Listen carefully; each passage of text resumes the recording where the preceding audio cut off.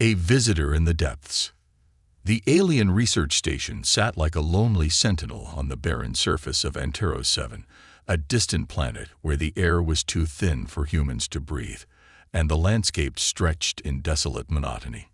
Its purpose was clear: to house and study one of the most unique alien beings ever discovered. Deep within its labyrinthine halls, a massive cistern dominated the central chamber, a towering structure of reinforced glass, filled with a specially synthesized aquatic environment. Inside, Lyra drifted in silence, her translucent blue skin shimmering like liquid light. The last of the Selfari, an aquatic species whose planet had been swallowed by a dying star. She was both a marvel and a mystery. Her kind were once known for their telepathic abilities and intricate underwater cities that spanned the depths of their now-lost oceans. Now, Lyra was the sole living remnant of that civilization, confined to a tank far smaller than the ocean she had once called home. Her silver hair flowed like a delicate halo around her face as she moved through the water with practiced grace. She wore a sleek, minimalist bodysuit provided by the station's scientists, a compromise between modesty and comfort. Her sharp, emerald eyes scanned the room beyond the glass, watching the lab's routine. The scientists rarely spoke to her directly, treating her more like a fascinating specimen than a sentient being. To them, she was a treasure trove of genetic and cultural data, but to herself, she was a prisoner.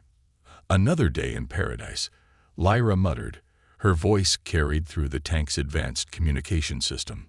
The sound was clear and melodic, her tone dripping with sarcasm. Her words went unanswered as usual. The researchers were engrossed in their instruments, murmuring about readings and protocols, ignoring her presence. Then, the door to the chamber slid open with a hiss. Lyra turned, her interest piqued, not an easy feat after months of monotony.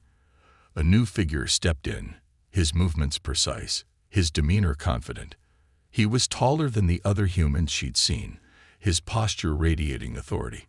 He wore a black security suit with a utility belt strapped to his waist, and his dark, tousled hair was cropped short, revealing a faint scar along his temple. Lyra tilted her head, curiosity sparking in her chest. This was not one of the usual researchers or technicians. He had a presence, an energy that filled the room. He stopped in front of her tank, placing his hands on his hips as he observed her. "So this is the famous Selfari survivor," he said, his voice deep and steady. His eyes, a warm brown flecked with gold, locked onto hers. "I'm Captain Ray Carter, head of security. And you must be Lyra." She blinked, momentarily caught off guard by his directness. Most humans didn't address her so openly. "I see you've done your homework," she replied, swimming closer to the glass. Her movements were smooth, deliberate, the water making her appear weightless. "Welcome to my humble abode. It's not much, but the neighbors are quiet." Carter chuckled, the sound rich and unforced. "I've been briefed on your unique situation. Guess I'll be part of the scenery from now on." "Scenery?" Lyra raised an elegant brow. "I'd like to think I'm more interesting than the furniture." "You're not wrong," he admitted, his gaze unwavering. "I've read about the Selfari. Your species was remarkable." Her playful expression faltered slightly, replaced by a shadow of sadness. "Was. Past tense. And now there's just me." Carter's demeanor shifted subtly, the humor in his eyes giving way to something softer, more understanding. "That must be hard," he said quietly. Lyra shrugged, a gesture that looked oddly graceful in the water. "Hard. Sure. Lonely. Even more. But I've had plenty of time to get used to it. Now tell me, Captain, why is the head of security so interested in little old me?" Carter leaned closer to the glass, his voice dropping slightly. "Because keeping you safe is my job. And if I'm being honest, I think there's more to you than the reports let on." Lyra smirked, her earlier playfulness returning. "Flattery will get you everywhere, Captain." Their conversation was interrupted by the sharp voice of Dr. Lorne, the station's lead scientist. "Captain Carter, I trust you've completed your rounds." Lorne's tone was clipped, his displeasure clear. Carter straightened, his professional mask slipping into place. "Yes, Doctor. Just getting acquainted with our guest." "She's not a guest," Lorne snapped, his sharp features contorting in disapproval. "She's a subject, and we have protocols to follow." Lyra rolled her eyes, crossing her arms as she floated just behind the glass. "Charming as ever, Doctor. Do you ever take a day off from being insufferable?" Lorne ignored her, turning on his heel.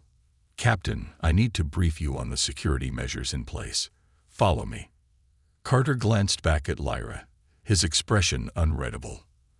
"Until next time," he said, his tone neutral but his eyes lingering on hers. "Don't keep me waiting too long," she replied, her voice teasing, but her gaze steady. As Carter followed Lorne out of the chamber, Lyra settled back into the tank, her mind racing. For the first time in months, she felt a flicker of something she hadn't allowed herself to feel in a long time. Hope. Maybe, just maybe, this new visitor would be more than a fleeting distraction. Maybe he would be the one to see her not as a specimen, but as a person. The thought lingered as she swam in lazy circles, her silvery hair drifting around her like a halo. Change was in the air, and Lyra could feel it, as tangible as the water that surrounded her. And for the first time in what felt like forever, she found herself looking forward to tomorrow. Secrets beneath the surface.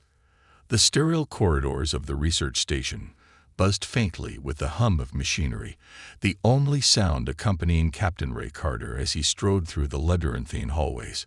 His mind, however, was elsewhere, still replaying his encounter with Lyra.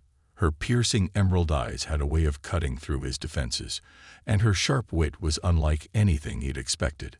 Carter had read her file thoroughly before his assignment. The last Self-Fairy, rescued from the ruins of her obliterated world by an expedition team. She had been labeled as critical for research, a cold designation that didn't sit well with him. She wasn't just some alien anomaly. She was sentient, alive, and clearly aware of her captivity. Dr. Lorne, walking briskly beside him, launched into a technical explanation of the station's security protocols. The containment chamber is reinforced with an energy shield calibrated to her species' unique physiology. While Lyra doesn't pose a direct threat, her telepathic abilities are monitored constantly. We've ensured that no unauthorized communication can leave or enter the tank. Carter's brow furrowed. Monitored constantly. Doesn't that seem excessive? Lorne shot him a withering look. We're dealing with an entity whose telepathic potential remains largely uncharted. Precautions are non-negotiable. Carter wanted to argue but held his tongue. He knew that any objections would fall on deaf ears. Still, something about the doctor's detached tone left a sour taste in his mouth. Back in her tank, Lyra floated in restless circles. The room was quiet now, the scientists having retreated to their offices or labs. Her thoughts churned as she replayed her brief conversation with Carter. He was different from the others. More human, she thought wryly. There had been a spark of genuine curiosity in his voice, an acknowledgement that she was more than just a research subject. Her gaze drifted to the far corner of the chamber, where a tiny device was embedded in the tank's wall, a telepathic inhibitor. It pulsed faintly, emitting a low-frequency signal designed to disrupt her natural abilities. The scientists had installed it shortly after her arrival, claiming it was for their safety. Lyra had begrudgingly accepted it, though she hated the dull ache it caused at the back of her mind. Still, she had her ways of working around their precautions. Closing her eyes, she concentrated, focusing on the faint vibrations of the inhibitor. It was like listening to a distant melody through a thick wall, frustrating, but not impossible. Over the months, she had learned to suppress the signal's effects, at least temporarily. She reached out with her mind, her consciousness brushing against the edges of the station.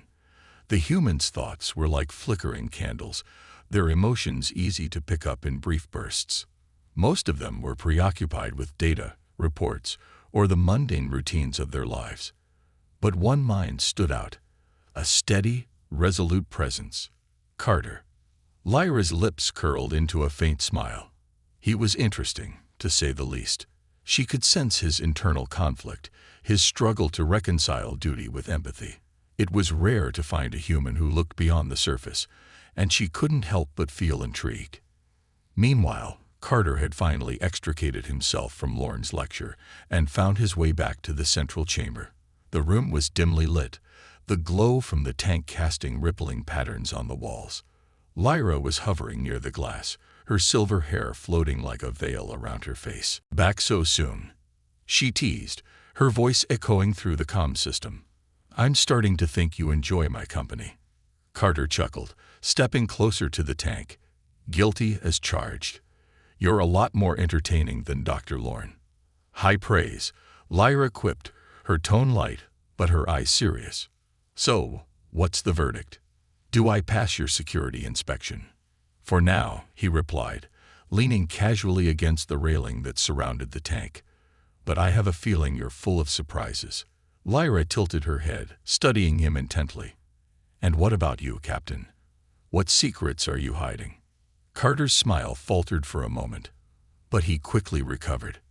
"I'm not the one in a giant fishbowl." "Touché." Lyra's expression softened. "But seriously, why are you here? Not just in this room, but on this station. You don't strike me as the type to take orders from people like Lorne." Carter hesitated, the question catching him off guard. He wasn't used to being on the receiving end of such direct curiosity. "Let's just say I've seen enough destruction to last a lifetime.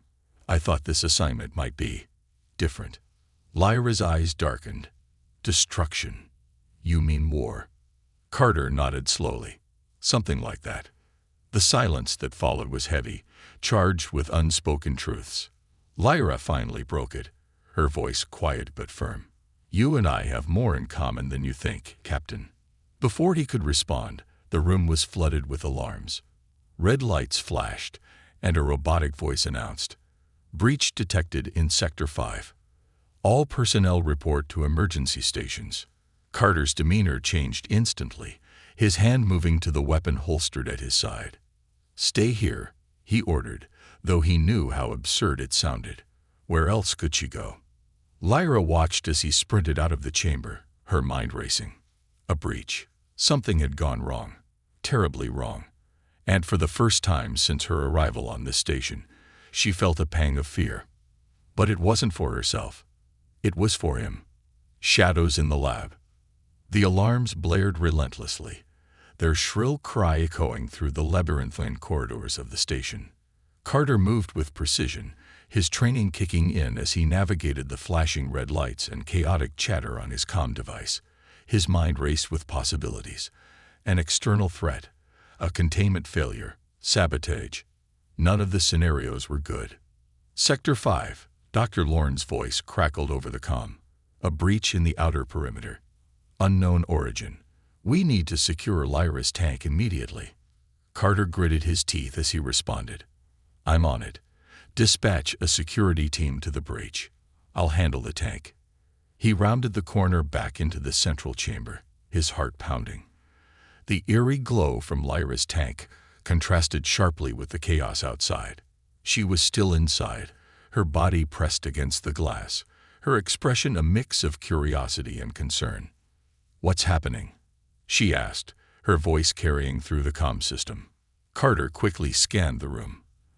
The tank appeared secure, but he knew better than to take anything for granted. "We've got a breach in the perimeter. It's probably nothing, but we're not taking chances." Lyra frowned, her sharp green eyes narrowing. "Breach? What kind of breach?"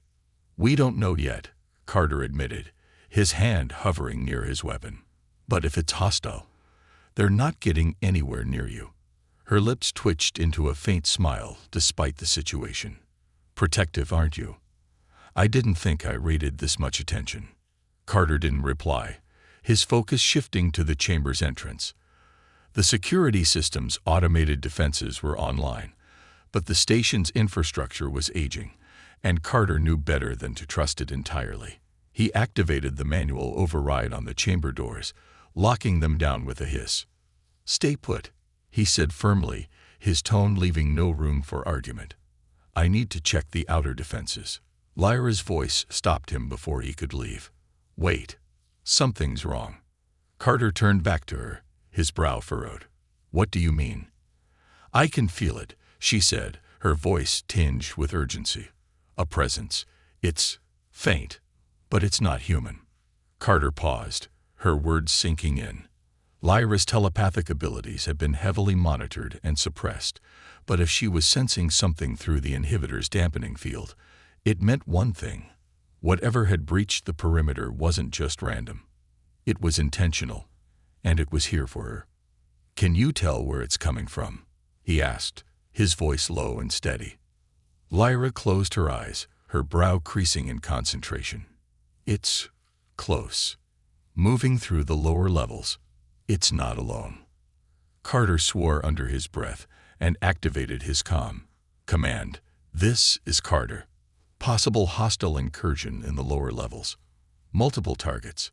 Requesting additional security teams to central chamber containment. Dr. Lorne's voice came through, sharp and irritated. Captain, this is not the time for speculation. Focus on securing the tank. We have protocols. Carter cut him off. Your protocols won't mean a damn thing if this thing gets to her. Send reinforcements now. He turned back to Lyra, his jaw set. If you're right, they're after you. We need to be ready. Lyra floated closer to the glass, her expression unreadable. And if they reach me? They won't, Carter said, his voice firm. But even as he spoke, doubt crept into his mind. The station's defenses were designed for internal containment and external monitoring, not for an active, intelligent assault. In the dimly lit corridors below, the intruders moved with unsettling grace. They were humanoid but distinctly alien, their sleek, segmented bodies shimmering in the faint light. Their movements were silent, their intentions clear. They had come for Lyra. The station's automated turrets activated as the intruders approached, their targeting systems locking on with mechanical precision. But the aliens moved too quickly, their slender forms dodging the incoming fire with ease. One reached the nearest turret and extended a clawed hand, emitting a pulse of energy that fried the system instantly. Sparks showered the floor as the defenses went dark. Further ahead, two of the creatures stopped, their glowing eyes scanning the environment. One turned its head slightly, as if listening to an unseen command, before pointing toward the central chamber. The others nodded and advanced, their footsteps eerily silent. Above, Carter was preparing for the inevitable. He had retrieved a high-powered rifle from the armory and stationed himself near the tank. His mind raced with contingency plans, but none of them felt adequate. Lyra watched him silently, her own unease growing. Finally, she spoke. They're coming. Faster than you think. Carter glanced at her. You sound awfully calm for someone being hunted. I've been hunted before, she replied, her tone soft but resolute. This isn't new to me. He studied her for a moment, realizing just how much she had endured. The loss of her home, her people, her freedom. And now this. What do they want with you? He asked.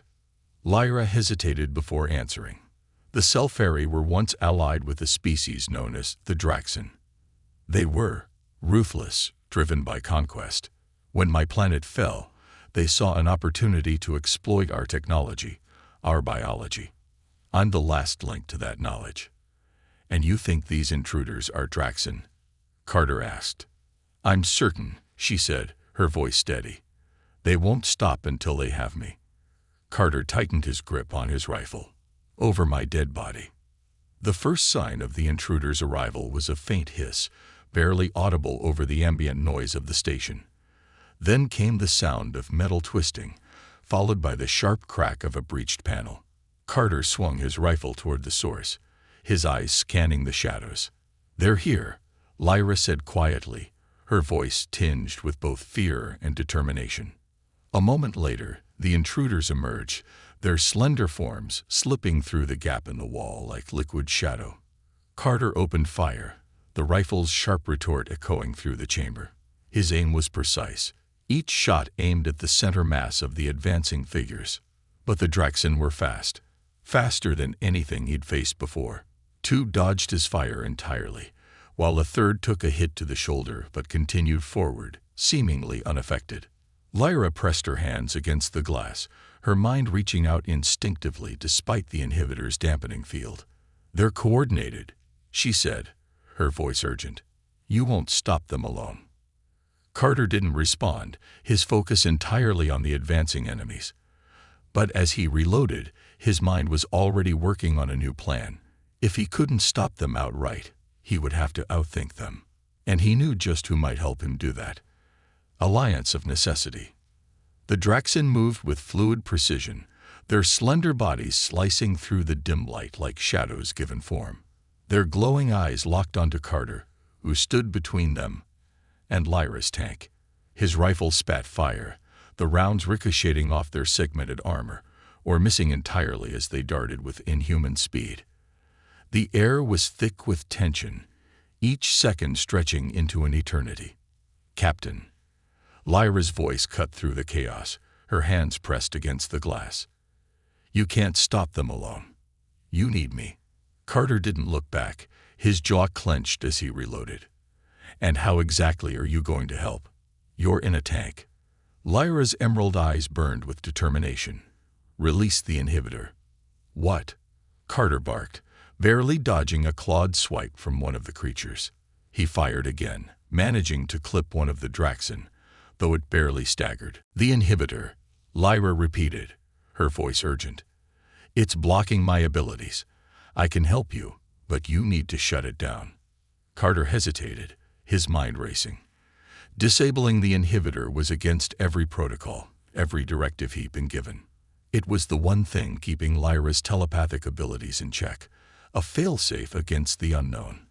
But the Draxen were unlike anything he'd ever faced, and their speed and resilience were overwhelming. He glanced at her, her face framed by the rippling light of the water. There was no fear in her expression, only resolve. "If you're lying to me." "I'm not," she interrupted, her voice firm. "Do it, or we're both dead." Carter didn't have time to debate. He sprinted to the control panel near the tank, his fingers flying over the interface. Red warnings flashed across the screen as he overrode the station's safety protocols. With a final tap, the inhibitor deactivated, its low-frequency hum silencing abruptly. Lyra's body tensed, her head snapping back as if a weight had been lifted. Her eyes glowed faintly, and a ripple of energy radiated through the water. She floated upward, her movements more deliberate, more powerful than before. The Draxen seemed to sense the change. They paused, their glowing eyes narrowing as they regarded her. One stepped forward, emitting a guttural series of clicks and hisses that resonated through the chamber. Lyra tilted her head, her gaze sharp. "They're here for me," she said, her voice resonating through the comm system with a newfound strength. "But they won't leave alive." The lead Draxen lunged toward the tank, its claws extended. Before Carter could react, Lyra extended her arm, her fingers splayed. A wave of invisible force erupted from her hand, slamming into the creature mid-leap. It was thrown backward, crashing into the far wall with a metallic screech. Carter blinked, momentarily stunned. What the hell was that? "Telekinetic projection," Lyra said simply, her focus unwavering. "There's more where that came from." The remaining Draxen hesitated, their movements less confident now. They hissed and clicked, communicating in a language Carter couldn't understand. Lyra's lips curved into a cold smile. "They're deciding whether to retreat or fight," she said. "But they know the answer already." One of the Draxen darted toward Carter, its speed almost too fast to track. Before it could reach him, Lyra unleashed another telekinetic wave, slamming the creature into the floor. The impact cracked the tiles, and the alien let out a pained shriek. Carter took the opportunity to fire, his shot finding the exposed joint between the creature's armor. It collapsed, motionless. "Two down," Carter muttered, his breathing heavy. "How many more?" Lyra closed her eyes, her mind reaching out. "4. They're regrouping in the lower levels. They won't give up easily." "Great," Carter said, reloading his rifle. "Any other tricks up your sleeve?" Lyra's gaze softened, though her tone remained serious. I can disrupt their coordination. Their species relies on a shared mental link. It's how they move so efficiently. If I can sever it, they'll be weaker. Do it, Carter said without hesitation. Lyra nodded, her expression focused. She closed her eyes again, her body glowing faintly as she concentrated. Carter watched as the glow intensified, spreading through the water like tendrils of light. In the lower levels, the remaining Draxen froze, their movements jerky and uncoordinated. Their clicking and hissing grew louder, more frantic, as they struggled to maintain their link. One fell to its knees, clutching its head, while another staggered into a wall. Lyra opened her eyes, her breathing heavy. "It's done," she said, "but it won't last long." "That's all I need," Carter replied. He sprinted toward the door, his weapon at the ready. "Stay here and keep the tank secure." Lyra's voice stopped him again. "Carter." He turned, his expression tense. "What?" "Thank you," she said softly. He gave her a curt nod. "Don't make me regret it." Carter moved through the station with purpose, his steps silent as he approached the lower levels. The Draxen were disoriented, their movements sluggish and uncoordinated. He took advantage of their vulnerability, dispatching two with precise shots. The last two managed to regroup, their glowing eyes locking onto him with renewed fury. One lunged, its claws slicing through the air inches from his face. Carter ducked and fired, the shot grazing its shoulder. The other charged from the side, forcing him to roll out of the way. He fired again, this time hitting the first creature square in the chest. It collapsed in a heap. The last Draxen hesitated, its head snapping toward Lyra's tank, as if drawn by an invisible force. Carter raised his rifle, but before he could fire, Lyra's voice echoed in his mind. "I've got this." The creature froze mid-step, its body trembling as Lyra's telepathic grip took hold. It let out a guttural screech before collapsing to the floor, motionless.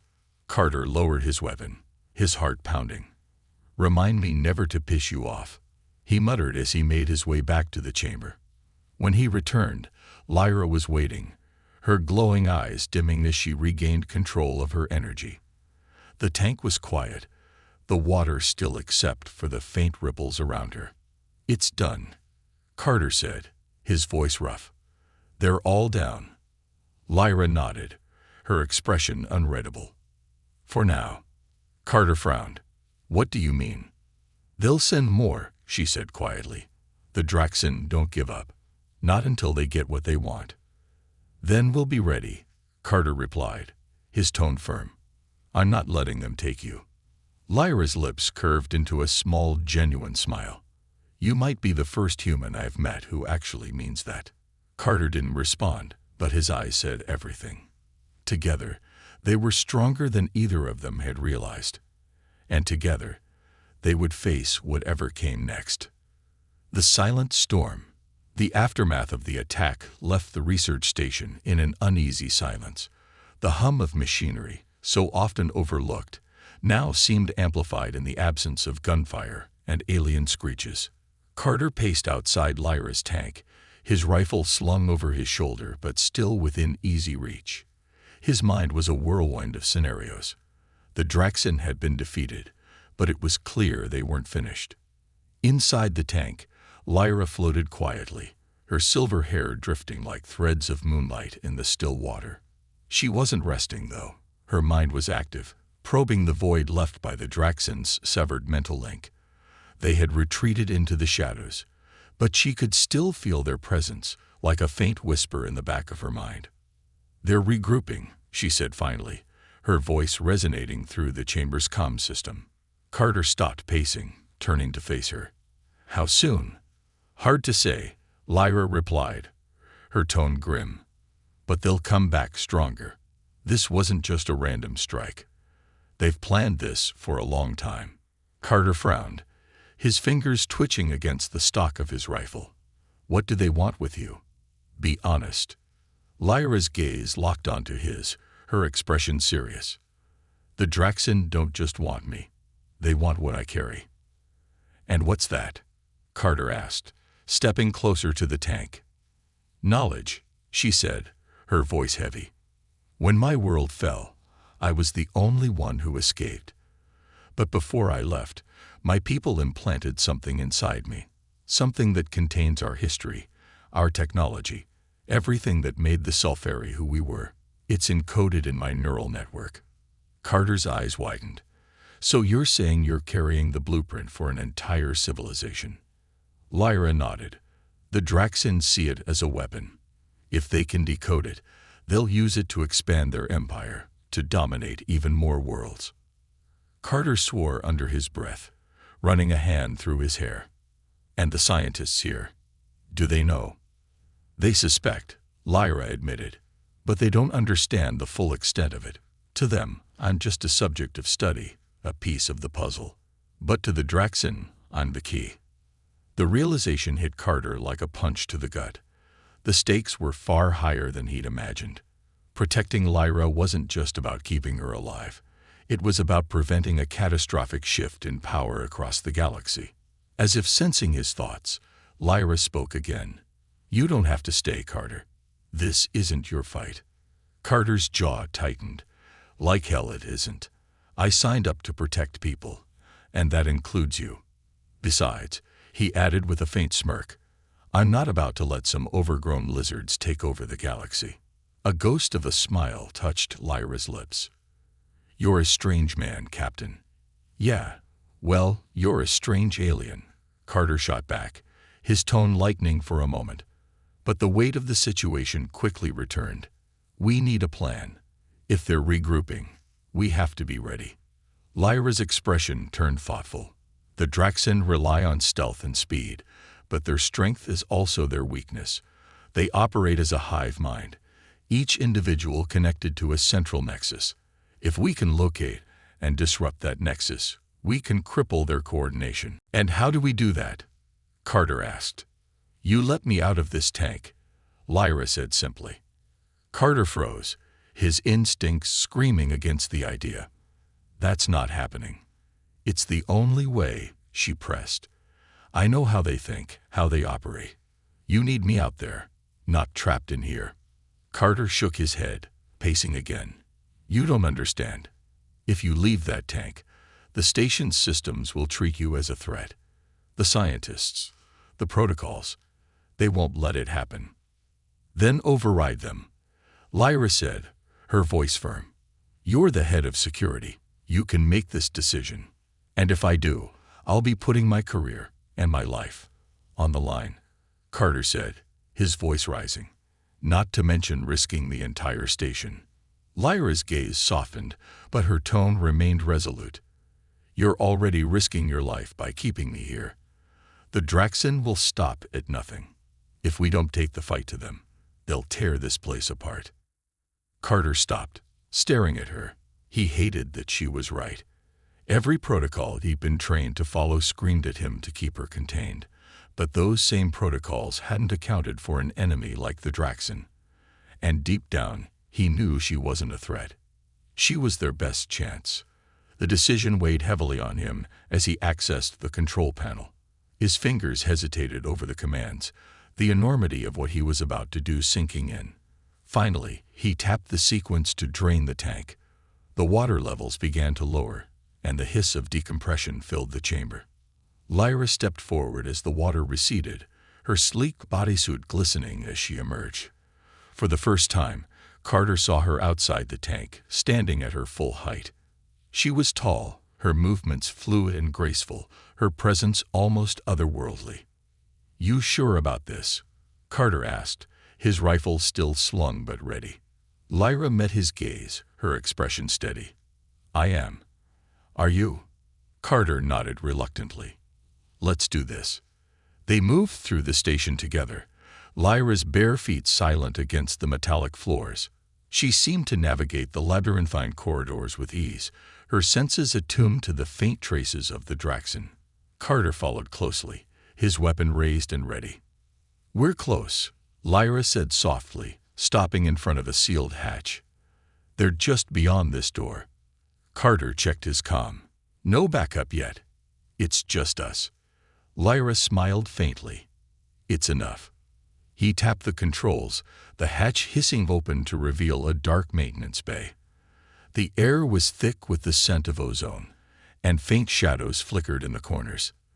The Draxen were waiting. The largest of them stepped forward, its segmented body gleaming in the dim light. It hissed, its voice a guttural snarl. Lyra stepped forward, unafraid. "Leave now," she said, her voice resonating with a power Carter hadn't heard before. "This is your only warning." The Draxen hissed in response, their glowing eyes narrowing.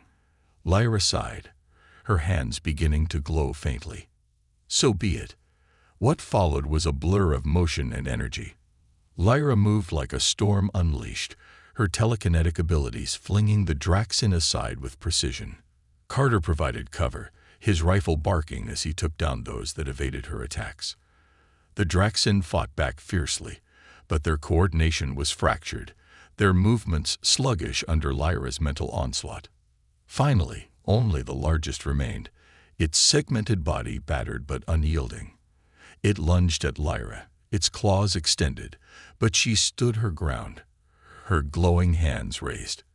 With a powerful surge of energy, she unleashed a wave that sent the creature crashing into the far wall, where it slumped, motionless. The silence that followed was deafening. Carter lowered his rifle, his breathing ragged. Lyra stood tall, her glow fading as she turned to him. "It's done," she said softly. "For now," Carter replied, his voice steady despite his exhaustion. "But they'll be back." Lyra nodded, her expression resolute. "Then we'll be ready." The forgotten nexus. The aftermath of the battle left the maintenance bay in ruins. Sparks cascaded from damaged conduits, and the twisted forms of the defeated Draxen lay scattered across the floor like remnants of a nightmare. Carter slung his rifle over his shoulder and turned to Lyra, who stood amid the chaos, her glowing eyes slowly dimming. She looked weary but unbroken, her silver hair clinging to her face in damp strands. "That's the second time today we've survived a fight we shouldn't have," Carter said, his tone dry but edged with admiration. "You're full of surprises." Lyra smirked faintly, though her gaze remained focused on the lifeless Draxen leader. "It's not over. They'll send more, and we still haven't dealt with the real threat, their nexus." Carter crouched beside one of the fallen Draxen, examining its segmented armor. "You mentioned this nexus before. What exactly are we dealing with?" Lyra knelt beside him, her movements fluid despite her fatigue. "The nexus is the heart of their hive mind. It's not just a leader, it's their central consciousness. Every Draxen you see is a fragment of it, an extension of its will. Destroy the nexus, and you sever their connection, their purpose." "And let me guess," Carter said, raising an eyebrow. "It's not on this station." Lyra nodded. "No, it's somewhere close, though. They wouldn't risk deploying this many units unless their nexus was nearby to direct them." Carter rose to his feet, his mind racing. "So how do we find it?" "I can track it," Lyra said, her voice steady. "But I'll need to concentrate. Their mental link is fractured now, but I can still follow the echoes." "Do it," Carter said without hesitation. "But let's move to a secure location first. This bay's too exposed." They retreated to the station's control room, where Carter sealed the doors and activated the manual overrides for additional security. Lyra sat cross-legged in the center of the room, her eyes closed as she focused on the faint remnants of the Draxen's telepathic link. Carter watched her, the tension in his chest coiling tighter with each passing second. "What do you see?" he asked after a long moment. "It's faint," Lyra replied, her voice distant. "But it's there. A pulsing presence, like a beacon. They've hidden it well, masking its energy signature beneath the planet's surface. It's in the ruins." Carter frowned. "The ruins? You mean the old mining colony?" "Yes," Lyra said, opening her eyes. "The Draxen are using the abandoned tunnels as their base. That's where we'll find the nexus." Carter leaned against the console, his arms crossed, And how exactly are we supposed to destroy it? If it's as central to their operation as you say, it won't be unguarded. Lyra's expression turned grim. It won't be. The Nexus will be surrounded by sentries, heavily fortified. But it's vulnerable to disruption. If we can overload its neural matrix, we can collapse the hive mind. And how do we overload it? Carter asked. Lyra hesitated. With me. Carter straightened, his jaw tightening. No, absolutely not. It's the only way, she said, her tone resolute. I can interface with the Nexus. My abilities allow me to merge with their network, to disrupt it from within. And what happens to you if you do that? Carter demanded, his voice rising. What's the cost? Lyra met his gaze, her expression unwavering. I don't know. Carter shook his head, pacing the room. That's not an option. We'll find another way. There is no other way, Lyra said firmly. The Nexus is too well protected for a conventional assault. This is the only way to ensure its destruction. Carter stopped, his fists clenched. He hated how logical her argument was, hated that she was willing to risk herself for a plan with no guarantees. But most of all, he hated the thought of losing her. Someone he barely knew yet felt deeply connected to. You're not just a weapon, Lyra, he said, his voice quieter now. You're more than that. She smiled softly, a rare vulnerability in her expression. I know, but this isn't just about me. If we don't stop them here, they'll keep coming. You know that as well as I do. The journey to the mining colony was a tense one. Carter piloted a small transport vessel, its exterior battered from years of disuse but still functional. Lyra sat beside him, her hands resting on her lap as she stared out the viewport. The barren landscape of Anteros 7 stretched endlessly, its jagged cliffs and deep craters bathed in the pale light of the twin suns. You ever been to a place like this? Carter asked, breaking the silence. Lyra shook her head. My world was nothing like this. It was vibrant, teeming with life. This is desolation. Carter glanced at her, his expression softening. We'll make it out of this. Both of us. She didn't respond, but the faint smile that tugged at her lips spoke volumes. The mining colony loomed in the distance, a cluster of rusted structures and collapsed tunnels half buried in the rocky terrain. Carter brought the transport to a halt a safe distance away, scanning the area with the ship's sensors. There, Lyra said, pointing to a jagged fissure in the ground. The Nexus is below. I can feel it. Carter nodded, strapping his rifle to his back. Stay close. We don't know what we're walking into. As they approached the fissure, the air grew heavier, charged with an unnatural energy. Lyra's steps slowed, her focus sharpening. They're waiting for us. Carter unslung his rifle, his eyes scanning the shadows. Then let's not keep them waiting. The ground beneath them rumbled faintly, and from the fissure emerged a swarm of Draxan sentries. They moved with mechanical precision, their segmented bodies gleaming in the dim light. Carter opened fire, his shots precise, but the sheer number of enemies threatened to overwhelm them. Lyra raised her hands, her telekinetic abilities flaring to life. Waves of energy rippled through the air, flinging the Draxan aside like ragdolls. But for every one she incapacitated, 2 more appeared. We can't fight them all, Carter shouted over the chaos. We don't need to, Lyra replied, her voice steady. Just get me to the Nexus. Carter nodded, his jaw set. Stay behind me. They pushed forward, their movements synchronized despite the chaos around them. The fissure widened into a cavern, its walls lined with pulsating organic material that seemed alive. At the center of the chamber stood the Nexus, a massive crystalline structure that pulsed with an eerie light. There it is, Lyra said, her voice filled with both awe and determination. And now what? Carter asked, firing at another Draxan that lunged toward them. Now, Lyra said, stepping forward, we end this.